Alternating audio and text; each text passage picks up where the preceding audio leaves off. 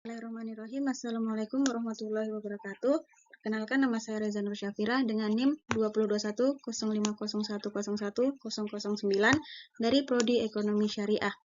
Di sini saya akan memaparkan sedikit materi tentang akad dalam perbankan syariah. Materi yang pertama yaitu menjelaskan tentang wadiah. Apakah wadiah itu? Wadiah dapat diartikan sebagai titipan dari satu pihak ke pihak lain, baik individu maupun badan hukum yang harus dijaga dan dikendalikan kapan saja si penyimpan menghendakinya. Tujuan dari perjanjian tersebut adalah untuk menjaga keselamatan barang itu dari kemungkinan-kemungkinan buruk yang akan terjadi. Materi yang kedua yaitu jenis-jenis wadiah. Wadiah itu terbagi menjadi dua macam. Yang pertama, wadiah hiyat al-manah. Merupakan titipan murni, barang yang dititipkan tidak boleh digunakan oleh penitip.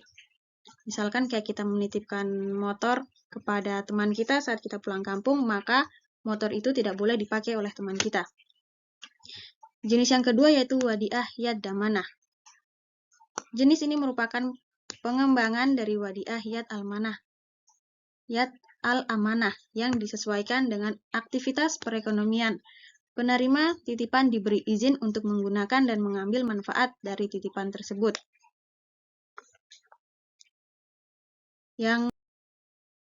Materi yang selanjutnya yaitu mudharabah. Istilah mudharabah merupakan istilah yang paling banyak digunakan oleh bank-bank Islam.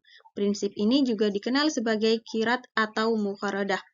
Mudharabah adalah perjanjian atas sesuatu jenis perkongsian, di mana pihak pertama menyediakan dana dan pihak kedua bertanggung jawab atas pengelolaan usaha.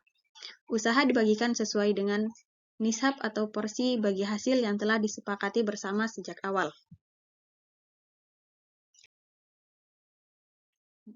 Jenis-jenis mudharabah sendiri terbagi juga menjadi dua.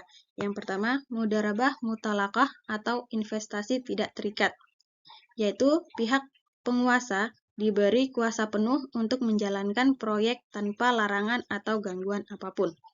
Urusan yang berkaitan dengan proyek dan tidak terikat dengan waktu, tempat, jenis perusahaan, dan pelanggan.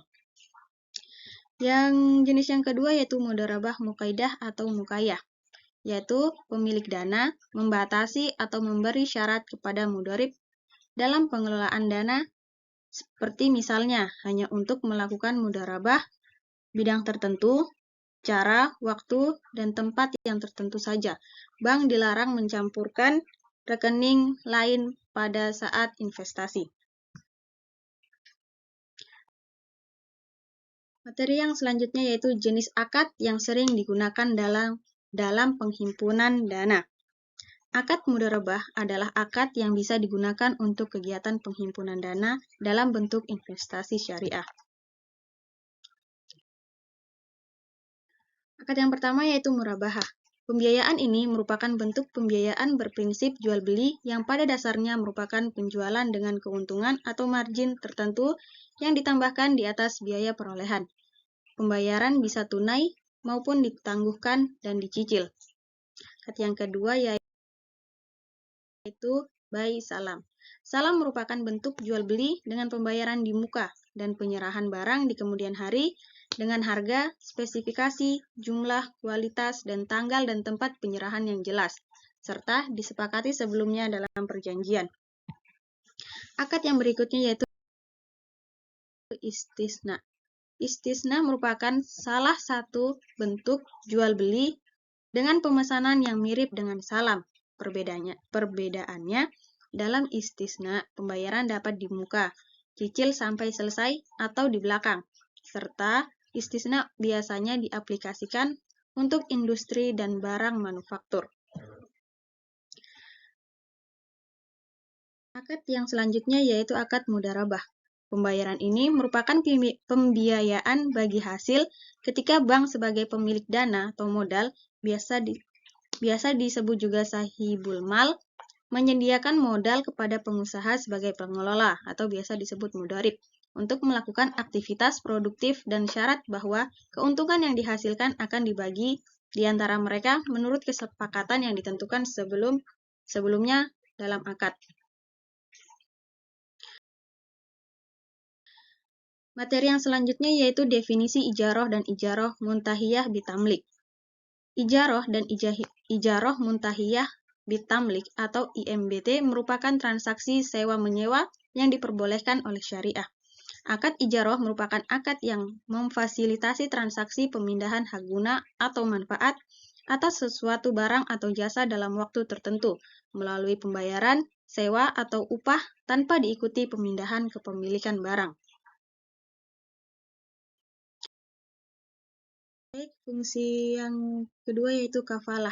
Kafalah sendiri adalah menjadikan seseorang atau penjamin ikut bertanggung jawab atas tanggung jawab seseorang dalam pelunasan atau pembayaran hutang.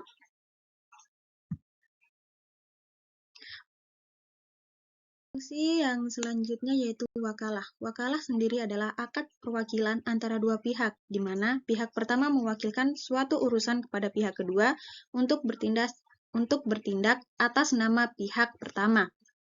Fungsi yang selanjutnya yaitu ran. Ran adalah menahan salah satu harta milik si peminjam sebagai jaminan yang diterimanya. Barang yang ditahan tersebut harus memiliki nilai ekonomis.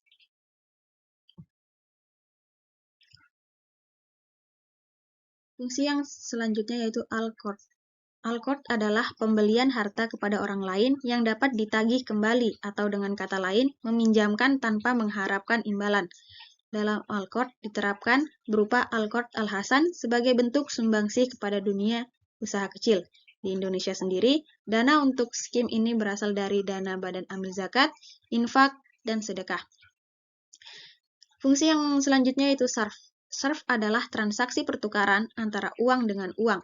Pengertian pertukaran sendiri itu di sini yaitu pertukaran valuta asing, di mana mata uang asing dipertukarkan dengan uang domestik atau dengan mata uang lainnya. Mungkin hanya itu yang dapat saya sampaikan, kurang dan lebihnya mohon dimaafkan. Wabillahi taufiq wal hidayah. Wassalamualaikum warahmatullahi wabarakatuh.